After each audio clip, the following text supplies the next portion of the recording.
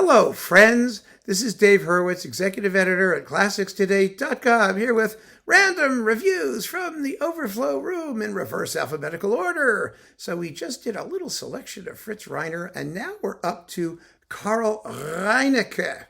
I don't have that much of Reinecke, only this much. I suppose I could do more, but actually, the man deserves a little attention. I thought, give him a video of his own. Why not? Karl Reinecke was one of the Leipzig School. In fact, I think he was the director of the Leipzig Conservatory at some point in his life. He lived, my God, from 1824 to 1910. The dullest composers tend to live the longest. Haven't you noticed that? Not that he was always dull. He wasn't, but he was terribly conservative. I mean, just incredibly conservative. And the Leipzig School was responsible for keeping, German music in the doldrums for much of the 19th century and blaming Mendelssohn for it. Mendelssohn was not conservative. Mendelssohn was actually quite, he wasn't exactly crazy radical, but musically speaking, quite forward thinking. He was.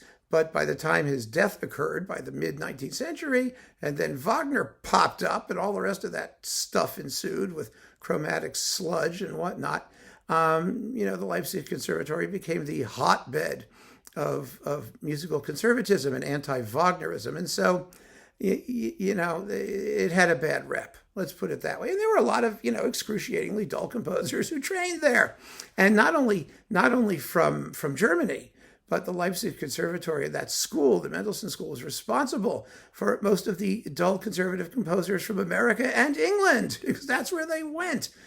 Sullivan went there, Grieg went there. I mean, some of the composers that went there were geniuses. How could they not be? I mean, one or two of them have to be interesting. But the vast majority of them were not terribly so. But once you accept, and you just have to accept, the fact that the style was not going to be radical, some of them wrote some very fine music. Some of it was beautifully crafted. And Reinecke was one of those. I mean, as you can see, from 1824 to 1910, he had an almost insultingly long life compared to some of the composers we find more interesting. But he did write quite a bit of lovely music in traditional forms. That's fine. Poulenc once said, there has to be room for great music using someone else's chords. He was right, of course, at least in his own example. But here you can see what the problem was, because here we have on CPO his first symphony, his violin concerto, and two violin romances. This is with Ingolf Turbin and the Bern Symphony Orchestra under Johannes Moses. Now, the catch here, the thing to note is that the first symphony, which is his Opus 79, I mean, he took his time getting there, didn't he? Is 25 minutes long and four rather uninteresting movements. The violin concerto, which is his Opus 141, is 34 minutes. Now, raw timings tell us nothing. And if you're an empty note spinner, having longer empty note spinning is not as good as having shorter empty note spinning. But Reinecke was a good composer. He was. And the violin concerto is a vastly more appealing and interesting work than the first symphony, because, well, the concerto allows you to have a soloist and you could do things, apparently, that you just couldn't do in a symphony. At least that the conservative school didn't believe you should do in a symphony. And that is really what the difference is. That's what made this, such an issue for composers from that school. Their symphonies are largely, personally, most of them, or a lot of them. Some of them are pleasant enough, but most of them are not terribly interesting. And the other things that they did had the opportunity, when they were able to relax a little bit, and not, panic over Mendelssohn and Beethoven, they were able to write some fine music. So the concertos are where you are with Reinecke, and that's mostly what I have here. So let's see, we had that. And here we have his four piano concertos. And again, the first one, it was Opus 72. It's around the same time as the first symphony. They are lovely works, his four piano concertos. It would be nice to see them pulled out and played once in a while, because you see, in a concerto, you can have virtuosity. You can do things to perk up the listener and the listener's attention. So these are nice works. I mean, the concerto number 4 is Opus 254. Goodness gracious. 3 of the 4 are in minor keys.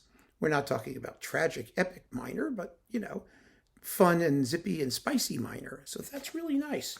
These are with, let's see, Klaus Helvig piano and the Nordwestdeutsche Philharmonie, the Nord-Süd-Öst-Westdeutsche Philharmonie, whatever, under Alan Francis on CPO. And finally, Naxos comes to the rescue with his flute concerto in D major, which flutists everywhere enjoy.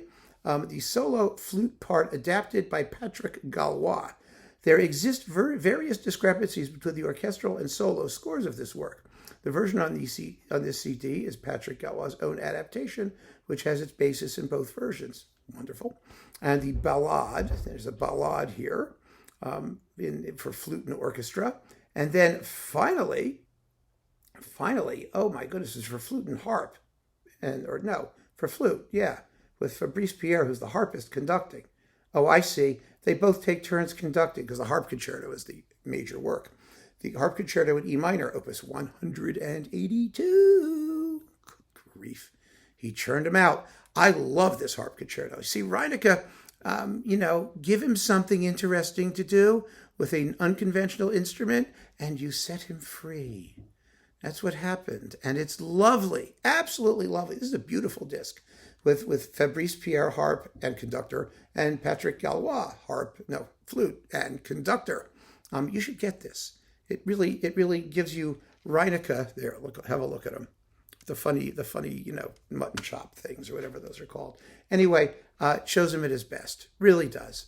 Just writing beautiful music. Just playing beautiful, wonderful music. And that's good enough for me. So keep on listening, friends. Thanks for joining me. Take care.